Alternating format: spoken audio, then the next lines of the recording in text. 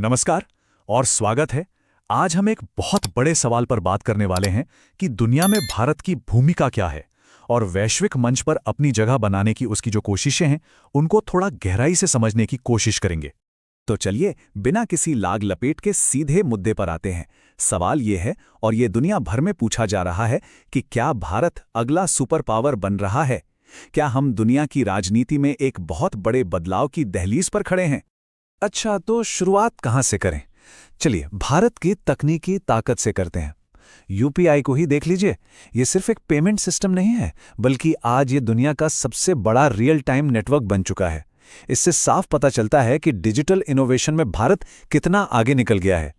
लेकिन बात सिर्फ टेक्नोलॉजी तक ही सीमित नहीं है। आर्थिक मोर्चे पर भी भारत बड़े कदम उठा रहा है। ये जो $100 अरब का आंकड़ा है, ये 2030 तक रूस के साथ द्विपक्षीय व्यापार का लक्ष्य है। ये संख्या भारत की बढ़ती आर्थिक महत्वाकांक्षाओं को दिखाती है। और देखिए, भारत का प्रभाव सिर्फ अर्थव्यवस्था या तकनीक तक ही नहीं है। अंतर्राष्ट्रीय खेल जगत में भी भारत अपनी एक अलग पहचान बना रहा है। जैसा कि 2026 में पहली बार होने वाली राष्ट्रमंडल खो-खो चैंपियनशिप की मेजबानी से जाहिर है। तो ये सारी बातें हमें एक जगह लाकर खड़ा करती हैं इस पूरी बहस के केंद्र में, यानी संयुक्त राष्ट्र सुरक्षा परिषद। चलिए पहले ये समझते हैं कि ये है क्या। तो ये सुरक्षा परिषद आखिर है क्या चीज? सीधी सी बात है, ये संयुक्त राष्ट्र की सबसे ताकतवर बॉडी है। इसका मुख्य काम है दुनिया भर में शांति और सुरक्षा बनाए रखना। इसमें कुल 15 सदस्य होते हैं, लेकिन यहाँ एक पेच है। सभी सदस्यों के अधिकार बराबर नहीं हैं। और वो पेच ये है, इस काउंसिल में 5 स्थायी सदस्य हैं: अमेरिका, रूस, चीन, यूके और फ्रांस। इन्हें P5 भी कहा जाता है। अब दिलचस्प बात यह है कि ये जो बनावट है, ये 1945 की दुनिया को दिखाती है, जब दूसरा विश्व युद्ध खत्म हुआ था। तो इन P5 देशों के पास एक ऐसी शक्ति है जो किसी और के पास नहीं है, और वो है वीटो पावर। इसका मतलब क्या है? इसका मतलब है कि इनमें से कोई भी एक देश किसी भी प्रस्ताव को अकेले ही रोक सकता है, भले ही बाकी के 14 सदस्य उसके पक्ष में क्यों न हो। यही वो शक्ति है जो इस काउंसिल को इतना महत्वपूर्ण और विवादास्पद बनाती है। तो अब सवाल उठता है कि भारत इस ताकतवर क्लब का हिस्सा क्यों बनना चाहता है?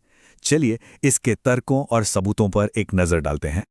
देखिए, भारत का जो दावा है वो 4 मजबूत पिलर्स पर टिका है। पहला, ये दुनिया का सबसे बड़ा लोकतंत्र है। दूसरा, ये दुनिया की टॉप 5 अर्थव्यवस्थाओं में से एक है।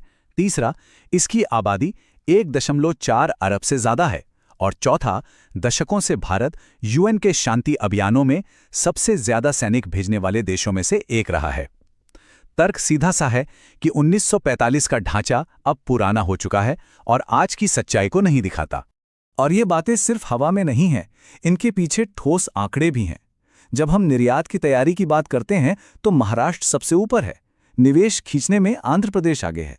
और भविष्य की ऊर्जा यानी ग्रीन एनर्जी की बात करें तो आंध्र प्रदेश में दुनिया का सबसे बड़ा ग्रीन अमोनिया प्रोजेक्ट लग रहा है। और ये लिस्ट यहीं खत्म नहीं होती।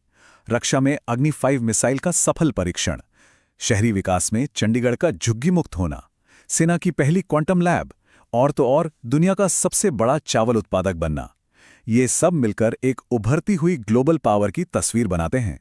लेकिन इतनी सारी उपलब्धियों के बावजूद रास्ता इतना आसान नहीं है। इसमें एक बहुत बड़ी राजनीतिक अड़चन भी है।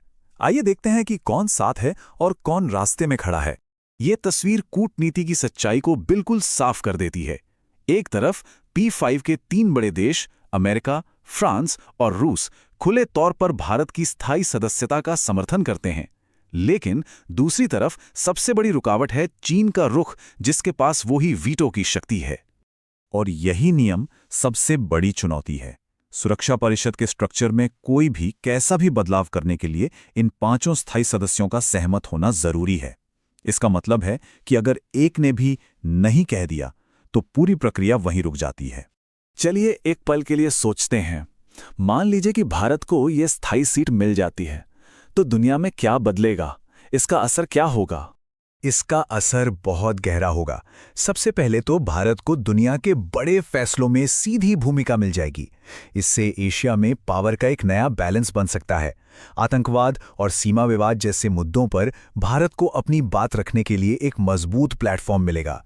और शायद सबसे जरूरी बात, इससे पूरी ग्लोबल साउथ यानी दुनिया के विकासशील देशों की आवाज को ताकत मिलेगी। तो ये सारी बातें हमें एक बहुत ही बुनियादी और अहम सवाल पर ले आती हैं। इस पूरे विश्लेषण का सार क्या है? हकीकत यह है कि दुनिया बदल चुकी है। 1945 वाली दुनिया अब नहीं रही। नई आर्थिक और राजनीतिक ताकतें सामने आ चुकी हैं और जो पुरानी वैश्विक व्यवस्था है उस पर लगातार सवाल उठाए जा रहे हैं।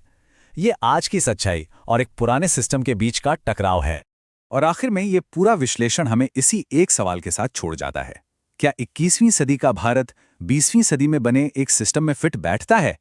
ये सवाल सिर्फ भारत का नहीं है, बल्कि ये इस बारे में है कि क्या हमारे वैश्विक संस्थान आज की दुनिया की सच्चाई को दिखाने के लिए खुद को बदल सकते हैं?